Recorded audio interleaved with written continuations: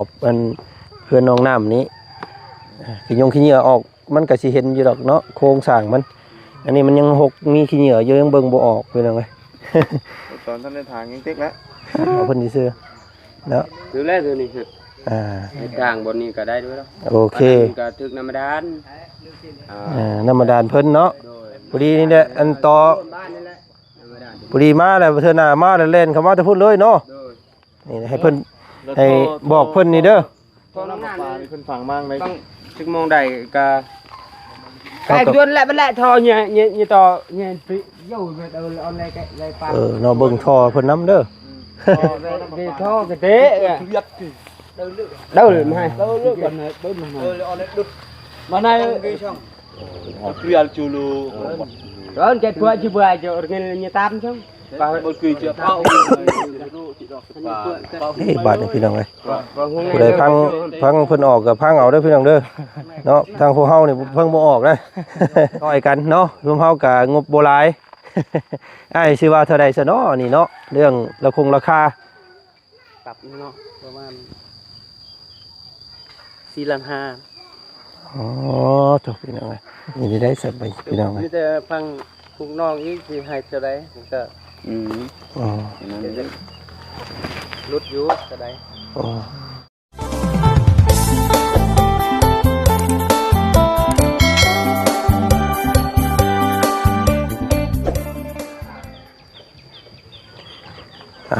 ครับ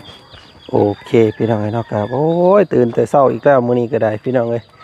ทางพ่อน้องไม้เพิ่นโทรตามตั้งแต่5 โมงเช้า6 โมงเช้าพุ่นเนาะยังแก้ขี้หูขี้ตาอยู่พี่น้องเอ้ยมื้อนี้ก็เลยวิ่งออกมาแต่เช้าตู่อีกแล้วเนาะตอนนี้ก็มาฮอดที่ฮอดทางเรียบร้อยพี่น้องเอ้ยเนาะก็มามาล้มกันก่อนเรื่องราคาว่าซั่นซะเนาะปรับแบบใดไทยแบบใดเนาะก็สิอยู่ประมาณบ่มีหยังแล้วพี่น้องเอ้ยเนาะก็มีแต่ดันลงไปพุ่นลันลงไปให้มันเพียงกันให้มันงามนั่นแหละพี่น้องเอ้ย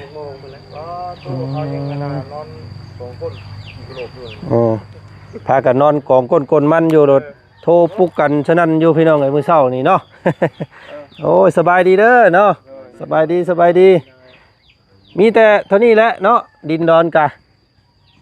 พาบ่พาเรายังอันรอตรงวันสิดันช่วงไหนเนี่ย นี่แหละ เพราะว่าสุดท้ายทางหน้าสุดท้ายอันมองได้ได้ทางนั้น เจาะพุ่นละเจาะพุ่นเข่าเจาะทางเข่าอยู่พุ่น ปลาน้ อืม ำต้องเข่าที่แล้วยาวเลย ทารักนี่เนาะทารักไป อืม ไหนอยู่พี่ทารักคือบอมเนี้ยทารักนี่คิดปรับแบบใดมันอะไรระดับ มีแต่นี่แหละลันทางนี้ลงเนาะลงพุ่นให้มันทางพุ่นมันต่ำเด้กะบ่ถึงขั้นว่าให้เพียงกันดอกเนาะเพราะว่าเพียงกันเลยนี่สิดินเดานี่มันสิเลือกลงแม่นเพราะว่าคำว่าสิให้มันเพียงนะมีแต่ไถลงประมาณซำใดซำหนึงก็ได้มีแต่ให้มัน แป้นแล้วก็ แม่นให้มันแปลน แป้นจะเอาโพนนิดนึงนะ แม่นส่วนลายเดี๋ยวลันนกมุงผู้ใดมันดึกแน่โพนตัวนี้เนี่ยให้ลงพุทธเนาะปรับให้เฮ็ดเฮือนได้นั่นแหล้วว่าซั่นซะ ครับงามนะ ก็ว่าสิเจาะลงไปให้มันเพียงกันตัวมอมเลยนี่โอ้มันลึก ได้เนาะเพราะว่ามัน เรื่องหลาย เออ แป้นโพนเป็นอย่างนี้ นี่แต่สิเอามุงเฮ็ดเฮือนแล้วน่ะสิมุงชุบเจ้ายืนนี่แหละสิปลูกเฮือนแล้วนี่แต่พุ่นก็สิให้มันเป็นเลินเนาะปลูกผักปลูกหญ้านะก็สิประมาณนี้แหละแล้วก็แปลงทางเข้าหั่นเนาะเจาะมุงต้นตะบองเพชรหั่นให้มันมีทางเข้ามาก็อันอ้ายอันได้ล่มทั้งเจ้าของเพิ่นอยู่บ่ซะเพิ่นให้เจาะได้อยู่บ่ ได้ก็เลยก็มันก็ต้องเปิดมาตัวนี้ก็ให้ก็ให้เขาอยู่เลยแหละ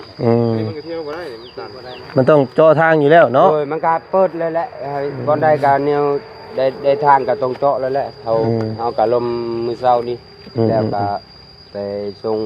นี่ไปเบิ่งดินดอนเขาจะปรับอันนี้ก็ประชาชนลาวว่าโอเคบ่เป็นหยัง ต้นกล้วยต้นอ้อยเราได้เสร็จเนาะเราให้ชนอยู่บ่ เอาโลด เออ คือบนไหลเจาะวันนั้นนั่นแหละเพิ่นบ่หายดอก ไงก็เฮ็ดใหญ่เติมแล้วเนาะ กับ ดันออกขึ้นเนาะ เบิดแล้วละอันนี้มงกันว่าตะบองเพชรแล้วนี่จงไว้ตะมงกันต้นต้นนั่นว่ายังเพิ่นต้นหมกหว่าไอ้บ่แม่นต้นหมกหวด พวกขี้เหงื่อนี่เขาสิยู่ไปพุ่น อยู่ไปพุ่นนะ ยู่ข้างนั้นบ่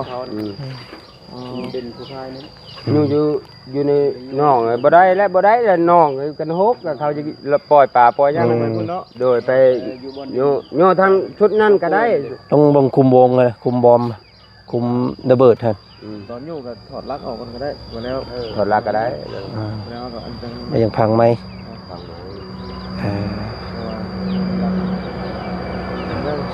เห็นเพิ่นโทรถามตั้งแต่เช้าผู้เนาะเพิ่นมาแต่เช้าดิอันว่าสายรถเฮานี่พี่น้องเอ้ย เมื่อวานสิไปมื้อวานนี่ก็อยู่ภูพุ่นไปโตมาบ่ได้รับสายจ้ะ ทางยันเขาจะไปแล้วแบบ ตอนนี้รถอยู่ใช้ตอน อยู่เฮือนนั่นแหละกันว่าตกลงก็สิมาเอารถเลย มาคุยเราคงราคากันก่อนเนาะ ตกลง มาเบิ่งแบบเบิ่งแผนก่อนว่าสิเฮ็ดแบบใดพี่น้องเอ้ยหลักๆแล้วก็อยากอันให้มันแถวๆนี้แหละเพียงเพราะว่าสิเอาเฮือนเพิ่นหมู่แถวนี้เนาะ เอาโฮโพนี่แหละเนาะ แม่นเอา ว่าง่ายตัวนี้น่ะกวดมาสินะกวดตัดมาสินะ สิยกเหยื่อไปพุ่นหมดแล้ว แต่ว่าตัวนี้กันบ่ทมก็ได้มีแต่กวดทั้งนี้มา ให้มันเพียงนี้ เพียงครึ่งนึงเนาะ ทางพุ่นให้มันไทยไปเล็กน้อยหั่นแหละ แปลนเพราะว่าหาเท้าจะดินที่ลงไปพุ่นก็บ่ได้เนาะ อ๋อดีบ่ มีแต่เฮ็ดให้มันตัดนี่นะ หนักอันนั้น ตัดไป มาที่กลางเลย ให้มันเป็นรูปทรงแบบเดิมซะเนาะเพราะว่าคำมันปรับลายก็ยันว่ามันเดินแล้วมันสิต่ำโพดก็สิแถวนี้แหละนี่ดันให้เป็นขอบอันเพื่อนน้องน้ำนี้ขี้ยงขี้เหงื่อออกมันก็สิเห็นอยู่ดอกเนาะโครงสร้างมัน อันนี้มันยังหกมีขี้เหงื่อเยอะยังเบิ่งบ่ออกเพิ่นว่าไง ตอนท่านในทางยังเต็กแล้วแห้งกระเตก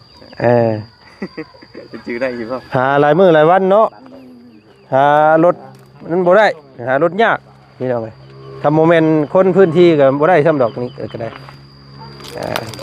คนหลายอยู่รถแต่ว่าเพิ่น หมู่บ้าน เพิ่นเมื่อก็ลองเบิ่งบาทนี่สิเราคงราคานี่แหละไอ้เอ้ยเนาะก็ต่างซอยกันเนาะรวมเฮาก็งบบ่หลาย ไอ้สิว่าเท่าใดซะเนาะนี่เนาะเรื่องเราคงราคา ปรับเนาะประมาณ4ล้าน5 อ๋อจบพี่น้องเอ้ย มีบ้านหา สิแพงแท้เนาะเออ มันเดว่านั้นมันมีอย่างไรกัน มีแต่แบบเฮาเว้าเฮาก็เบิ่งนำกันเจ้าก็เบิ่งนำกันแบบว่าบอนใดมันบ่ถูกเจ้าก็แนะนำต่ออีกเฮาแบบว่าละเอียดนะ เงินเฮาบ่ฮอดพุ่น มันหัวข้อที่บัตรเนี่ย มีงบโบราณใช่ไหมเนาะ ว่างบเรือจากซื้อดินเพิ่นนะเนาะมันกับโบราณ นี่ได้สับไปพี่น้องไหม มีแต่ฟังพวกน้องอีกสิให้เท่าใดก็ อ๋อ ลดอยู่เท่าใด อ๋อ เอาว่าง่ายต่อ บอกง่ายๆเอางบที่ว่าเจ้ามีรถเนาะ ไล่ใช้5,000จะเฮานะ 5,000 บาท ตกอยู่ประมาณ3 ล้านตอนนี้ สิประมาณ3 ล้านได้ไอ้เนาะ ชุดๆแล้วมีเงินมา มีเท่านี้เบิดเท่านี้ ตรงรถ ก็มาเฮ็ดบ่ได้ก็เป็น 4ล้านเนาะได้บ่ อ๋อยังมันบ่พอเนาะงบบ่พอ เงินบ่พอ อันนี้ได้ก็มีแต่3 ล้านนะเบิดเท่านี้อีหลี ถุงบ่ไทยนะ เพราะว่าอยากแปลงให้น้องเพิ่นให้มันงดมันงามนํกันนี่แหละว่าซั่นซะ เฮางบเฮาเบิดเท่านี้เด้แล้วก็ทำบ่ได้กันสิได้ซะเนาะ บ่ได้บ่มีเงิน บ่มีเด้เฮาก็ได้ ก็บ่ได้นี่แม่นสิไปหาทั้งไม้เนาะ มีแต่ให้พวกน้องตืมอีกประมาณ3ล้าน5เนาะเราก็สิพอเราสิเจ้าอีก ตึม หาใช่บ่ติ มันสิหาใช้กับบาทนี่พี่น้องงบมีคำนี้เนาะมีแต่คำนี้นะอ้ายมันก็บ่ได้ปรับลายปานใดนะมีแต่ดันทูเล็กๆน้อยๆนี่มันก็ได้แหละเนาะ ทางซอยน้องพนำเนาะ ซอยกัน จะปรับโบราณติเนาะ มันแม่นมันก็บ่ได้หลายนี่เอา มันแปลนแล้วก็เอาออกหัวโพน แม่นหัวโพนี่ก็ไทยทางเข้ามาให้ซำนั้นแหละเนาะก็เพราะว่าบ่ได้อยากให้ ตามเบิ่งนี่มีแต่โพนนี่แล้วก็มองนั่นสูง อืม ไทยลงไปหั่น อืม แล้วก็หั่นสะอาดก็พอ นี่เลือนั่นแหละบอก บ่ได้ ปรับโบราณ ปรับบ่ได้หลายปานใด ก็บ่ได้หลายมันที่มัน ตัวนายก็จะมีเป็นช่อง โย่แต่ตออีหยังออกให้น้องเพิ่นนี่แล้วก็แปลงทางเข้าหันแล้วก็โพนตัวนี้ดันลงไปหม่องนี้หลักๆแล้วให้แถวนี้เพียงๆแน่เพราะว่าสิเฮ็ดเฮือนให้หม่องนี้หันนะแถวนั้นก็ย่ามันเห็นเป็นโครงเก่าแต่ว่าเอาตอไม้ออกซื่อ เป็น ๆเนาะ ต่างคอน้ำอ้ายคอน้ำน้องก็ เออ อยากเท่ากับต่างคนก็อยากซอยน้องเพิ่นเนาะ เอาจำรันก็ได้ไปเอาก็ เนาะ ช่วยเจ้าอยู่ โอ้ยขอบใจหลายๆได้เด้อเนาะขอบใจพี่น้องเอ้ย แล้วก็เอามือเอารถก่อน โอเค จะนัดกับมาฮอดเนาะ ได้ อยู่บ้านใดอ้ายนี่อยู่บ้านใด บัตรสมูล บ้านสมูลบ้านห้วยลัวบ้านสมูลนี่บ่ เด้อ เอ สมูล รถตัวเองบ่คือว่ารถเพิ่น รถเขาเองอยู่ อ ยังประกอบฮับปลดตัวไทยมันออกแล้วมือคืนนี่เมื่อวานนี่ไปดึงไม้อยู่ปู ต้องเมื่อประกอบก่อนเนาะ ประกอบแล้วก็มา เออ บ่เฮิงปานใดบ่ บ่เฮิงดอก แล้วเฮาก็ไปหากินข้าวกินน้ำพอดีแหละเนาะ พอดีประมาณตอนนี้7:00 นประมาณ8:00 น 9:00 นน่าสิได้ดำเนินการเนาะ ประมาณ8โมงแล้ว8โมง 8 โมง แป แล้ว ด ทาง โม เรา งครึ่งนี่พุ่นแล้ว เข้าตีไป9เนาะ อืม สิได้ประสานทางอื่นก่อนสิไปทางอื่นก่อนพอดีนัดกัน9:00 นซะ 9โมงเนาะ แม่น 9 โมงให้พอกันพอสิหากินข้าวกินหยัง กินข้าวแน่แล้วก็สิไป ได้ว่า จ่ายค่าสร้างให้น้องสอนแน่ เอามาแล้วก็ถ้าพวกน้องก่อนจะเฮ็ดบ่หรือว่าสิเฮ็ดก่อนเลยบ่ ก็โอ้ยมาอยู่ได้เฮาก็สิได้ถ่ายอยู่นี่แหละทำมาแล้วก็ 9โมงเนาะ แม่น9:00 น ใส่เลย นัดกันแล้วก็พ่อกันอยู่นี้เนาะมีแต่ให้พ่อน้องไม้เพิ่นก็ถามทางเจ้าของที่อีกเนาะ เด้อ ว่ามันต่ำกล้วยก็อ้อยแล้วช่วงนั้นเราใช่ไหม บ่แล้วถ้าเพิ่นว่าก็มอบสิทธิ์แล้วแหละแต่ว่า พอแล้วกันแล้ว ไปขอแล้วว่า เราให้แล้วก็แล้ว เราให้แล้วก็อันนั้นบนมักน้องน้ำมันได้จะเป็น ป้าไปย่างเบิ่งก่อนมันสิเป็นตานี่ได้มันมีต่อไม้ใหญ่ควงหน้าควงหยังอยู่ได้หั่นพี่น้อง แต่ว่าเมื่อตะกี้ มัน บ่มีเด้อ มันตอนว่าอันนี้เพิ่นนี่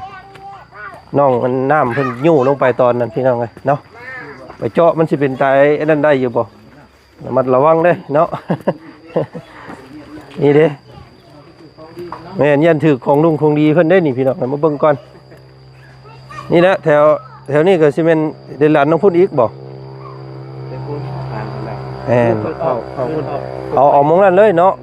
ไถต้นนี้แม่นเอาออกบ่นี่ อ๋อคนน่ะไม่ออก เพิ่นให้เอาออกอยู่บ่ ไม่ให้ มุนในเลยก็ เกินเลยกระทืบเจ็บหลังเลย เอาบุกที่ปลามุนในเลย ถามบ่ถามเพิ่นนำเด้อเอาออกอยู่ติ ไปทางนี้ก็ได้ทาง แม่น แม่นเฮ็ดทางเข้าพุ่นเลย แต่ว่ามันอยากเป็นลุมๆแน่เด้อยู่นี่ ลุมกระยามันนะ มีแต่หลักๆก็ให้เจ้าอันแปลงดันให้มันเป็นทางหั่นแหละเนาะให้ทางเที่ยวได้นะ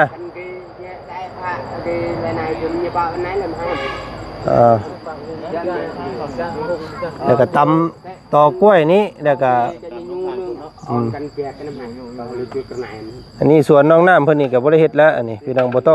องเล่าสวนเราดันแต่ช่วงมงกอบ อลกองนั่นเลย แม่น 9 โมงเจอเลยนะครับแบบว่านั่นให้ไป เจาะทางเข้าพอดีแล้วนี่มงต่อกล้วยเพิ่นนี่ พอดีเลย พอดีเลย ดีเลย ต่อกล้วยก็บ่ออกก็ได้ก็ว่านั่นก็ แต่ว่าช่วงนี้ดันออกเบิดนี่ แม่นมีแต่ไถออกเลยทางนั้นให้มันเป็นมันหกโพดมีแต่คานต้นอันนี้เนี่ยบ่ได้เฮ็ดเนาะมีแต่เฮ็ดคาพี่ต้องพุ่นไทยออก ก็เฮ็ดก็เฮ็ดแล้วนะเพิ่นว่าสุดแล้วได้ก็ทุกทางก็เฮ็ดโลดเจ้าของดินว่าเรื่องกล้วยเรื่องหยังก็ ปลูกเอาไหมเนาะ แต่ว่าขอให้นะบ่แม่นเรื่องกล้วยก็เขาปลูกอยู่แล้วแต่ว่าขอให้บ่นี้ได้เจาะก็เจาะวันนี้แล้ว แม่นเหมาะอยู่นี่แหละ บ ดันให้มันกว้างโน่นนั่น โดย ดันเบิดแล้ว ให้มันดันหมด ว่ากกตัวนี้เนี่ยมันเป็นน้ำ นะ อันตรายพี่น้องมันก็บ่ได้มีประโยชน์หยังดอกเพิ่นปลูกหัวเพิ่นซื่อๆเนาะ ถือแล้วตัวนี้ อ่า ไอ้กลางบนนี้ก็ได้ด้วยแล้ว โอเค มันก็ถึกน้ำดานอ่า น้ำมาดานเพิ่นเนาะ โดย พอดีนี่แหละอันต่อ บ้านนี่แหละน้ำดาน พอดีมาแล้วเทื่อหน้ามาแล้วเล่นเข้ามาแต่พูดเลยเนาะ โดย นี่ให้เพิ่นให้บอกเพิ่นนี่เด้อ ท่อน้ำปลานี่เพิ่นฝังมั่งเลย ต้องถึงมองได้ก็ไอ้ดวนแหละมันแหละทอเนี่ยต่อเนี่ยฟิอยู่ไปเอาออนไลน์ไลน์ปลา เนาะเบิ่งท่อเพิ่นนํเด้อ ไปท่อกระเตะđâu được mà đâu được còn đâu được mà này ประมาณ2คืบเนาะเพิ่นพังลงหั่นอ๋อยังถึกน้ำแล้วแหละซั่นคนปลา มันมีท่อน้ำประปาน้ำ ปลานี่เด้เรื่องน้ำ nó đứt bê cái xăng mà cần gì bài bảo một cái lại đứt cái con cái bài dấu mà này còn lại tên nữa cái chứ hai tên nữa cái เลิกเติบอยู่บ่ mà đây là cái xăng này bom xăng này là mình ประมาณคืบ1 2คืบนะ ให้เขาดูตัวนี้ทุ่มอยู่นั่นทอยนั่นได้ อ่า มางตัวนั้น เดี๋ยวเฮามั่งตัวนั้นออกเดี๋ยวเฮาก็ขุดลงอีกท่อเนาะ มันเห็นท่อแล้วเฮาก็เอาลงอีก อันนี้กูตาม bún này này ต้นมะฮุ่งนี่ก็ออก này đây มันตัวผู้อยู่ เออเปล่าในเรื่องนั้น มันบ่ได้กินมากหรอก nọ về về đó nọ ăn lại cái bún lại là ได้จะละอะไรคือก็ลายดอก chứ ได้จะละ ต้นอันนี้ก็แม่นแล้วออกเนาะ bỏ đấy thôi này cái em ละคือช่องอันที่ช่องบนดัง บอสนี่2ต้นน้อยๆนี่ออกได้นี่มันพอดีเนาะ này luôn giết con này luôn con thoát này luôn con pun kia lạiไป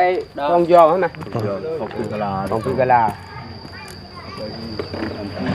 ซอดแล้วมุมกลางครับ คือกะลาแต่จูดึกเขาอ่ะ cái vợ chụp ria luôn เปรี้ยวจูลู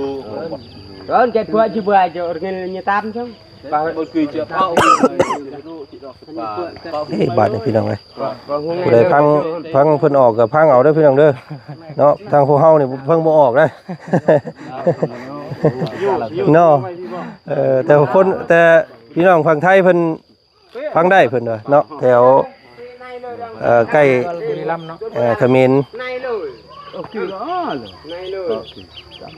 พูดมันไปทาง bên này là mai plau cần gì cái vô nhúp vậy to tạ là nha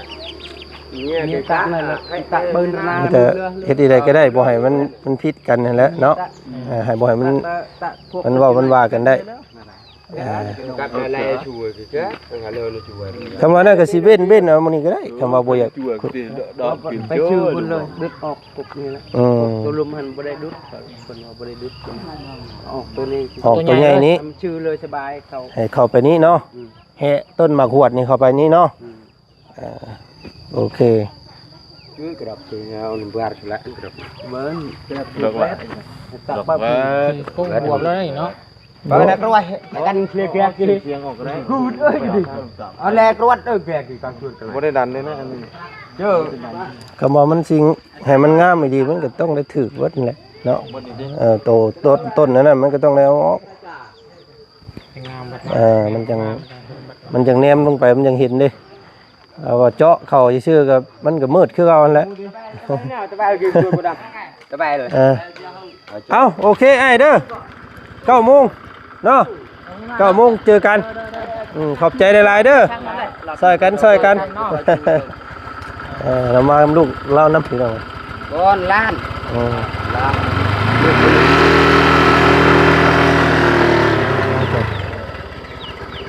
เนาะมีแต่นั่นแหละไอ้ทางไอ้กะมาเบิ่งมาอย่างน้ำเพิ่นนี่แล้วเนาะมุงใดควรเอาออกมุงใดมันบ่งดบ่งามก็บอกเพิ่นเด้อไอ้เด้อ เอาไงเจ้า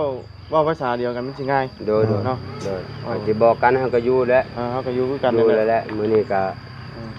ได้อุได้ใจแล้วกัน ได้ปรับได้ที่ดินปืนลงมาน้องชาย งาม เขาก็ดีใจเป็นคนพี่น้องมาน้องชายไปหาหน่อไม้แล้ว เอ หา อ หน่อไม้มา เป็นไปหาหน่อไม้มาฝาก มาฝาก เพิ่นว่าตั้งใจแต่ว่านนี่ โดย เพิ่น พิ่นว่าอีกสิหาหน่อไม้มาฝากเด้อเพิ่นว่าพี่น้องไงเนาะมีแต่เจ้าก็ฮู้จักกับเพิ่นดีอยู่บ่ โดย เว้ากันง่ายอยู่ซั่นเนาะคำหม่องใดมันบ่งามหม่องใดก็บอกเราซุมเฮาบอกก็ยันว่าเพิ่น แต่เอาบอกแล้วบอกว่าปักกี้อันน่ะแบบให้มันดีแต่เพิ่นก็มีน้ำใจดอก แม่นมันก็สิมีใจอยู่พี่น้องเอ้ยเนาะ ก็ผู้ดีเบิดเลยเนาะนำว่าบุญเนาะ เบิดเลยบ่มีบัดนี้ ผู้ดี ก่อนตกใจภาพเลยสิแล้วนะ โยเนาะ สิหาไม้ใช่บ่ คำว่า4,000โอเคอยู่เรื่องเงินบ่ได้มีฮอดพุ่นเนาะขนาดน้ำมาเชียงก็ยังบ่ได้ฮอดเลยอยู่3ล้านนี่จัก เดี๋ยว3ล้านปลายนำมาเสียงเนาะ3ล้าน5ก็จักสิซื้อหยังได้แน่และอันนั้นก็ได้พี่น้องเอ้ยเนาะมีแต่ติดตามเบิ่งนํกันเนาะทางเพิ่นขึ้นมาใหม่ก่อนเพิ่นสิขึ้นมามื้อนี้บ่เสียงเฮามาบัดเมื่อบัดเนี่ยเพิ่นเฮาเมื่อเพิ่นบัดมาเนาะบ่เป็นหยังพี่น้องเอ้ยเนาะทางผู้ใดเมื่อผู้ใดมาก็เบิ่งหน้าที่กันไป ให้น้องน้ำได้รับป่วนพวกทีมงานว่าโทรแน่น้องน้ำเลยจะว่าขอโทษตามดูทางบ่จันทร์ เศร้าพี่ลีพี่น้องเอ้ยเนาะกำลังนอนกองก้นกลมันกันอยู่ตาดมาอย่างเด้บาดนี้วะ เพราะว่าตัวห้าจะเขาว่าราคาก็เขาว่าเลยให้น้องน้ำโทรอีกทีนึงแหละ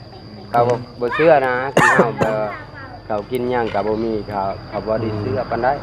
เป็นย่านว่าเฮาบ่มีเงินเนาะ โอ้ยบ่มีเงินจ่ายฉะนั้นแหละหาไปทำงานเว้าเอาก็คิดนึงก็บ่ได้ว่าอย่างนั้นจ้ะ ไปเสร็จเนาะมีแต่แนวนั้นแหล้วมีแต่เตรียมผ้าเตรียมมีดมาเพิ่มเติมอีกเด้อหม่องใดมันพอบักต้นไม้ต้นตอกก็เบิ่งกัน มาตัดไปอย่างก่อนแล้ว เมื่อเตรียมตัวอ้ายก็เด้ออ้ายเด้อไป ตอนแร เสร็จ กนั้นเฮาไปรุ่นจักรวิทย์ล้านโซจ่ายครับวินี่ไปคนมันเก่าได้แล้วจ่ายครับคนนี้ เอาจะเอาที่เอาทางก่อนหน่อยเนาะ โดยราคาตัดนี่ราคา โดย แบ่งจักห้างละล้าน2 ล้านโซใส่ลูกสูบใหม่สูบ โอ้ แท้ๆเข้ามา พอดีโตกินเงินนี่ชื่อเนาะอันรถเก่านี่ เว้าไงมาเสียเงินสิแล้วเนาะ ก็เฮาก็เดี๋ยวนอนแนวเฮาน้ำชายก็เป็นนึงแต่ เอาจักเขามาใส่บาดเดียวเพ่ครับ แพ้ช้ำ จักมันสิตายอยู่แล้ว อยากจะได้อยู่แล้วแต่ว่าเฮาจะได้ หายืนจักดีก็ได้เนาะ จักดีเพิ่นบ่ให้เพิ่นฉลาดเด้ บ่ให้เขาชื่อช่องมือก็บ่ให้ ตัวใหม่เพิ่นบ่ให้ ให้แต่ตัวเก่า ใช่พี่น้องไงพอตัดแง่งมื้อนั้นน่ะบ่มาแล้ว เอา มันเมื่อส่งแล้วตายบัดนี้ จนน้องเบาบุญบัดบ้านี่โอ้ยยันนอกแล้วมื้อนี้ บ่รอดแล้วมันเฮาฟังว่าเฮาเคยได้แต่ว่าเฮาย่านเนาะย่านว่ามีกะก็อีกแล้วบ่ แห่งญาติมันแห่งตายบาดนี้ ได้จ้ะแห่งทุกข์แห่งช้ำอันนี้ อันนี้ได้เพิ่นว่าเนาะ ตายครับพี่น้องไงเป็นหนี้เพิ่นแล้วบาดนี้เนาะไปหาคนมันคนยังใช้หนี้เพิ่นพุ่นแล้วว่าซั่นพี่น้องเอ้ย ได้เขาไปคนมั่นเขาไปรับจ้างเขาหมด3-4คนลงมาเนาะกับเพื่อเจ้านั่นแหละ จับทำอะไรคือเดี๋ยวก่อน เจ้าบ่จับมื้อน่ะ แล้วตัด เรียบร้อยเจ้ามีหุ่นชวนรถยา โอ้ย2 บาทนึงเนาะ เอาไอ้โอเคเนาะโอเคแล้วสบายดี สบายดีเอาเมื่อเตรียมตัวมา โอเค9 โมงอีกชั่วโมงนึงพี่น้องเอ้ยมีเวลาเตรียมตัวอีกชั่วโมงนึงเนาะไปซั่นพี่น้องน้องน้ำขอบใจเด้อน้องน้ำเด้อน้องน้ำเพิ่นโทรหาแต่เช้าพุ่นพี่น้องเอ้ยเนาะ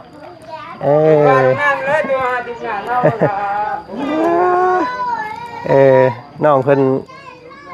มีโทรศัพท์เพิ่นได้โทรหาแต่เช้าพุ่นเนาะสรุปแล้ว3 ล้านกีบเด้อพี่น้องเอ้ยเนาะพอดี 5,000 บาทนะตีไปง่ายๆเนาะ